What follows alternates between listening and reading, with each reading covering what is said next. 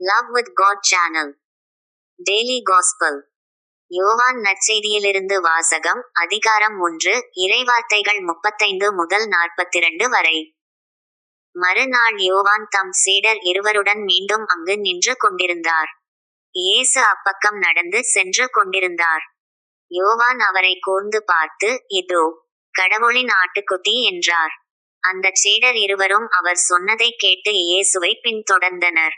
இயேசு திரும்பி பார்த்து, அவர்கள் தம்மை பின் தொடர்வதைக் கண்டு, என்ன தேடுகிறீர்கள் என்று அவர்களிடம் கேட்டார். அவர்கள், ரபி, நீர் எங்கே தங்கியிருக்கிறீர் என்று கேட்டார்கள்.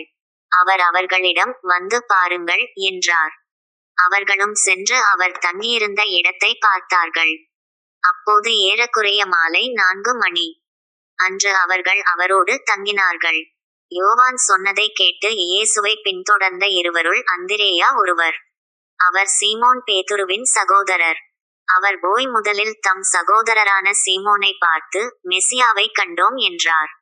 மெசியா என்றால் அருள்பொழிவு பெற்றவர் என்பது பொருள். பின்பு அவர் சீமோனை இயேசுவிடம் அழைத்து வந்தார். இயேசு அவரை கூர்ந்து பார்த்து, நீ யோவானின் மகன் சீமோன். இனி கேபா எனப்படுவாய் என்றார். கேபா என்றால் பாறை என்பது பொருள். இது ஆண்டவர் வழங்கும் அருள்வாக்கு. இறைவா உமக்கு நன்றி.